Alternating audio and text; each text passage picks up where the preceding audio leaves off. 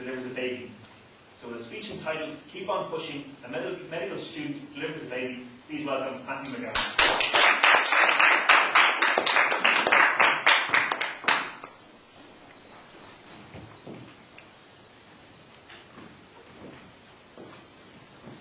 Thank you, Oliver. As most of you here know, I'm a doctor. People often ask me what it was like being a medical student. Well, I was always good at science. I like working with people. I like learning new skills. And I like for my environment to be constantly changing. So even though I spent 6 years in medical school, I really enjoyed my time. Well, most of the time anyway. In fifth year medical school, we did a 6-week rotation in obstetrics and gynecology. Now, obstetrics and gynecology, for those of you who don't speak Latin, is basically delivering babies. I remember my first day. The professor in charge was an old-style professor.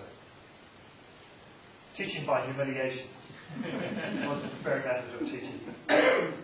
We'd been warned before we went in not to make ourselves visible to him and not to stand out, or we'd make our life hell.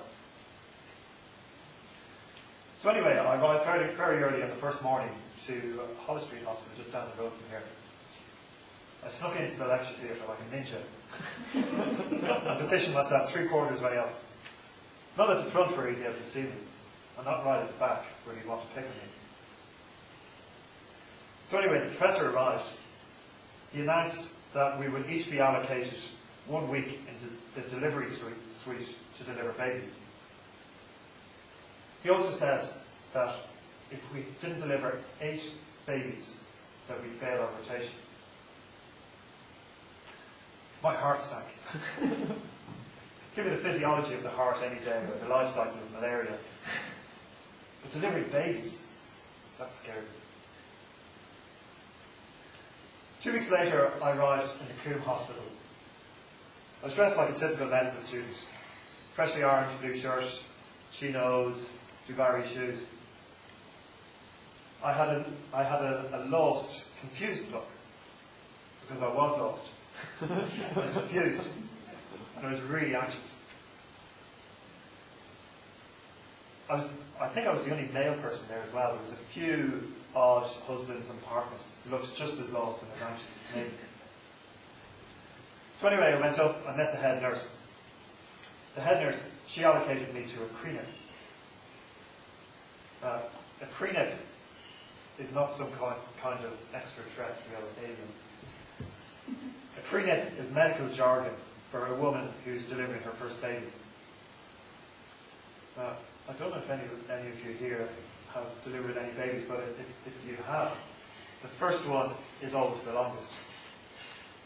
So anyway, I went into the room and I was introduced to the pre-nip. Sarah was her name. I sat down by the bed by Sarah and I tried to make awkward conversation. So, where did you go for your holidays this year?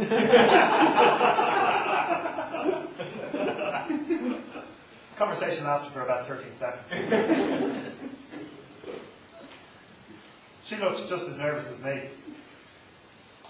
I think she was hoping that I would reassure her or be there for her, but if only she'd known that I was so nervous as well. Anyway, I sat awkwardly for the next 10 hours. I didn't have a clue what to do.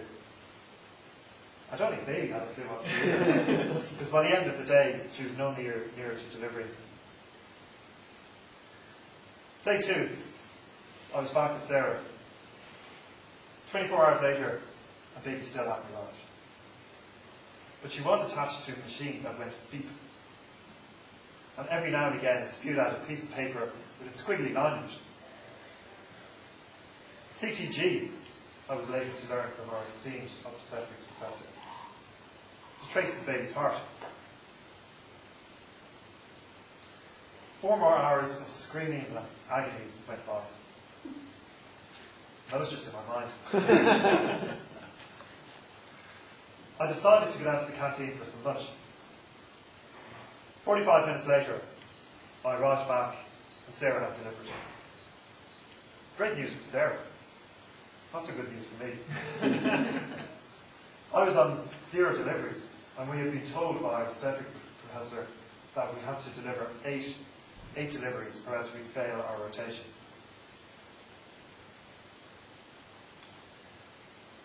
Day 3, I was allocated to another prenatal. A few hours went by. I started to worry I wasn't going to reach my target of 8 deliveries. I was going to be stuck in a medical student limbo, confined for years and years to the obstetric ward, while my colleagues went on to do heart surgery and brain surgery and heart transplants. But then 2 hours later, one of the midwives rushed in, she grabbed me by the arm, pulled me into the room next door. A woman had just arrived on the ward and she was in the final stages of labour. I was going to do the delivery. My heart started to pump, adrenaline was flowing around in my body. I was terrified and excited at the same time. I pulled up my sleeves, even though my sleeves were already pulled up. I could see baby's head coming out. A few minutes later, his face, then his shoulder, his chest, and then he came slipping into my hands. He spluttered, opened his eyes, and started waving. I clamped the cord and cut it, and I handed baby to mother. Her eyes opened wide. She looked mesmerised, and it was as if the previous hours and hours of labour had been erased from her memory. I went on to deliver 3 more babies that day, and by Thursday afternoon, I reached the magic number 8. I was out of medical student limbo. I haven't delivered any babies since then. And I don't particularly want to. I did go on to assist in heart transplants, although I never did brain surgery. And eventually I went on to specialise in GP. But delivering that baby was one of the most memorable memories of my career. Thank you.